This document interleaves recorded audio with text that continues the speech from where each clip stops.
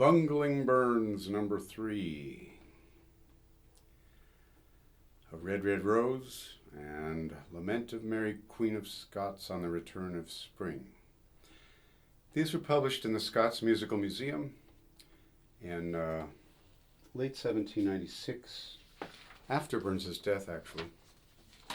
And we have this manuscript submission of A Red, Red Rose to the museum, and Burns noted on the manuscript, there's 4 verses. The tune of this song is in Niel Gow's first collection and is there called Major Graham.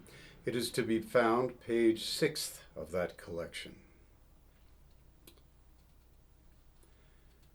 The musical editor of Scots Musical Museum, Stephen Clarke, who was a church organist from Durham, England, working in Edinburgh, wrote, he put a bracket around the 4th verse and wrote next to it, once through the music takes all the words to this work, and so that more must be added, or these 4 lines left out. And he indeed left them out of his first setting of the score. So the issue is that if you just take Major Graham, if you take the tune literally, there's a 4-measure A part.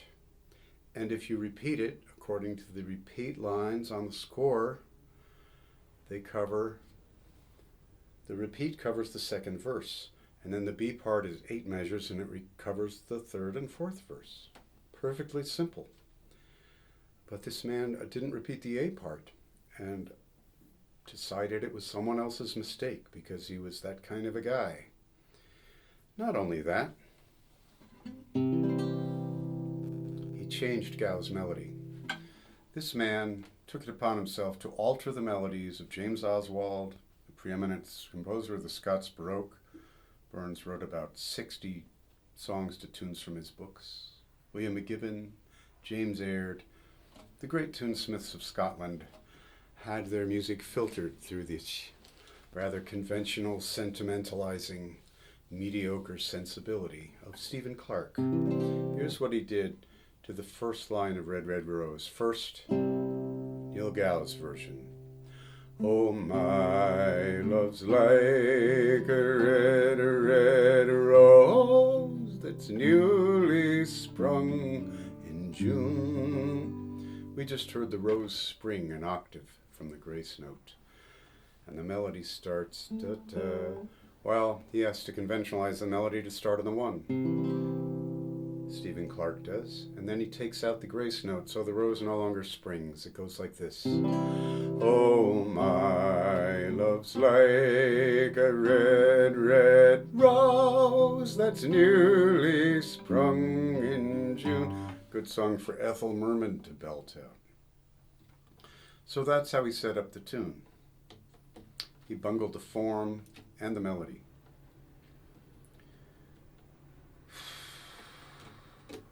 You think someone would have gone back to correct this in the last 235 years? A man named William Stenhouse wrote about it in 1820, and he pointed out that he'd bungled the form. Didn't point out that he'd altered the melody.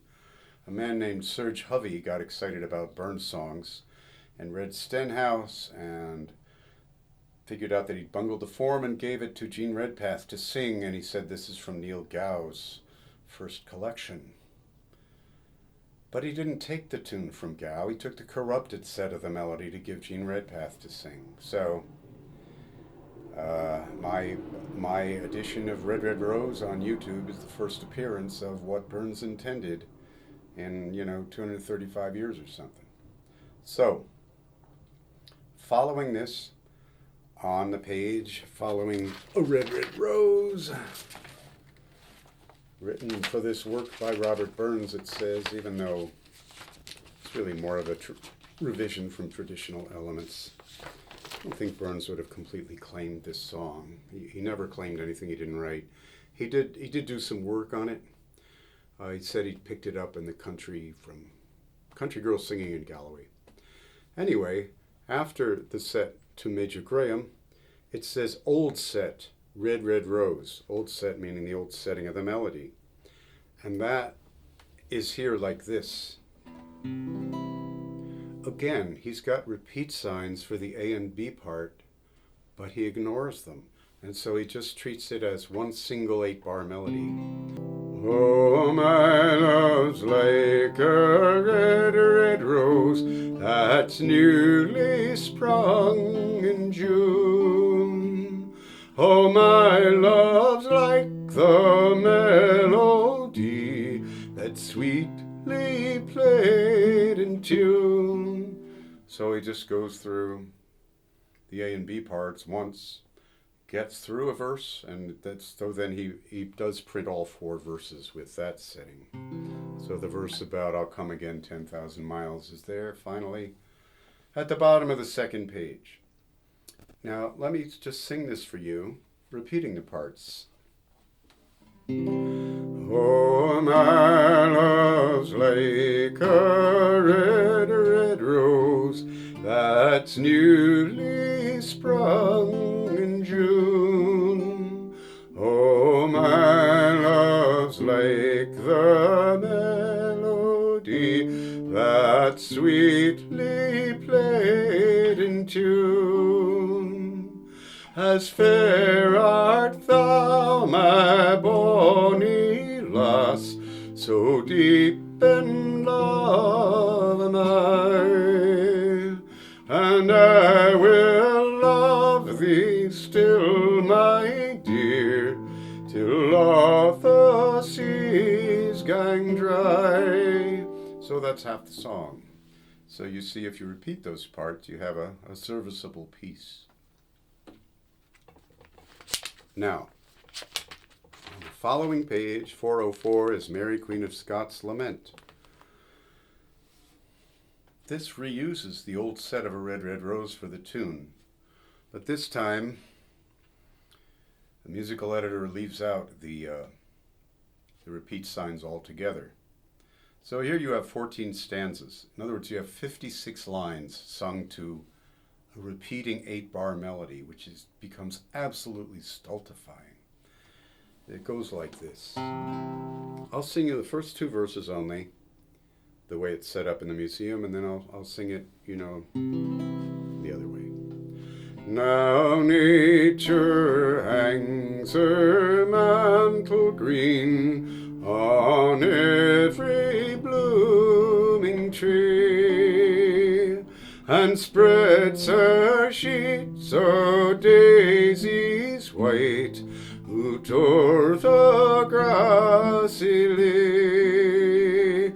Now Phoebus cheers the crystal streams, and glads the azure skies,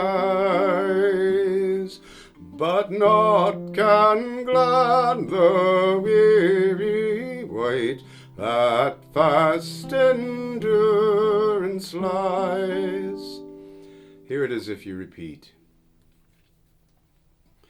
Now nature hangs her mantle green on every blooming tree, and spreads her sheets o' daisies white, who tore the grassy lea. Now Phoebus cheers the crystal streams, and glads the azure skies, but naught can glad the weary wight that fast endurance lies. Now, and so on. You see, you have a usable song this way. Now, this sounds to me like a folk tune in which lines 1, 2, and 4 of the melody would probably have been the same with just a high part.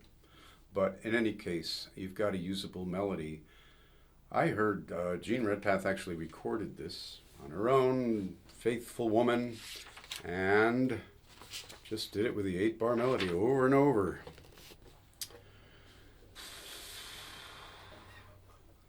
I've learned to have a great mistrust of Burns's publishers.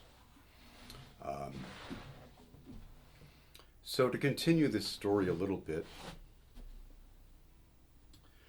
Nobody could really figure out what to do with Major Graham, with its 3 verses and a stray verse, and so the lyric was printed in 1821.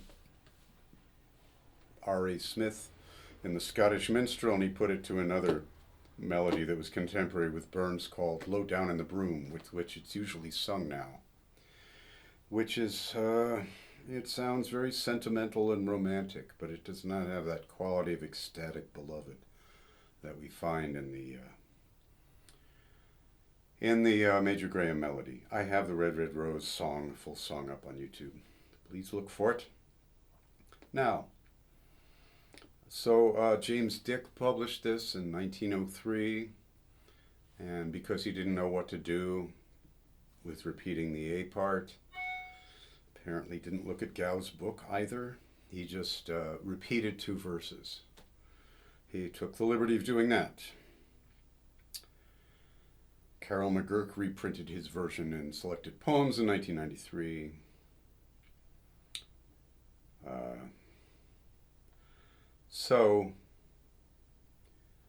So here we have, in 3 songs in a row, we have 3 songs which you simply fail to repeat a 4-measure A part.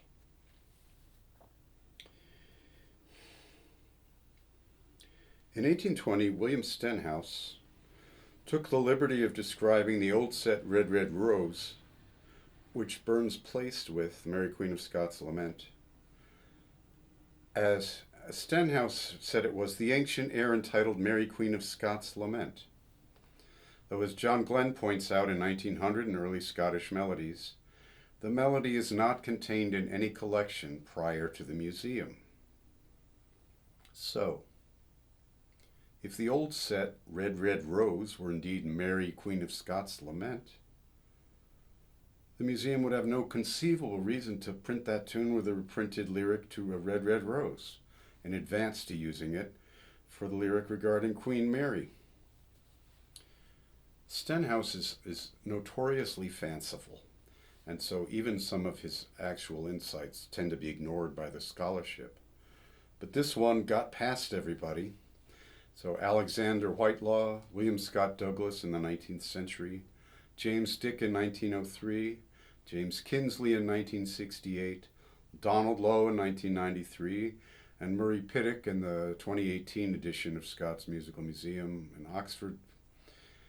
Press describe, despite the scholarship's general distrust of Stenhouse's commentary, have all reported Mary Queen of Scots' Lament as the title of the tune, whose given name is Red Red Rose, though none cite Stenhouse as their source.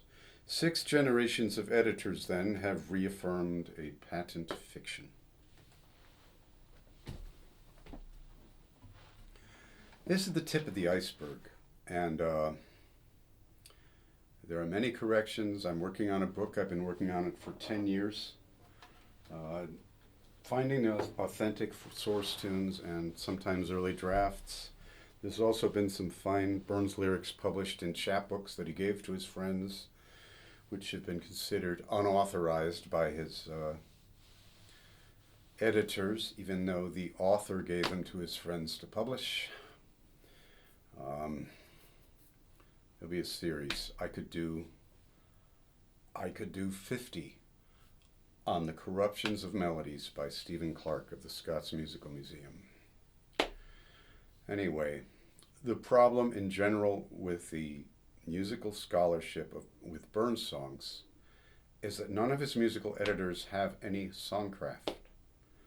They're literature people who know a little music, or they're tune heads like James Dick, or composer like Serge Hovey. They've not wrangled for decades with the business of matching lyric to melody to spark imagery, to bring it to life. I've written 400 songs, I've taught songwriting, I've edited songs for people, and I know that Burns is better at this than me, and that the best I can do is find his original intent and be absolutely faithful to it. Do not embellish. Do not think some academic he needed some academic editor to correct his work. He played the fiddle, he was deeply involved with melody, and when you actually hear the tunes he wrote to. When I started doing this research, I started going into the source books, which are now online at the Library of Scotland, many of them. And there was, the Lee-Rig is a beautiful melody, but the melody he wrote it to is more beautiful. It's striking. Over the Water to Charlie. Known it since I was very young. The melody, I was weeping over the keyboard. A better tune. Bonnie Wee Thing, famous song in Scotland. That guy just castrated the passion out of that tune by James Oswald. Anyway, I rant. I hope you will subscribe to my channel. Stay in touch. Please comment. I hope that some singers in Scotland will pick up on these tunes. If you need a score, get in touch with me. I'm happy to share. And it's my dream to find some young Scottish singers who want to model Burns's intent, maybe make a recording. Be well.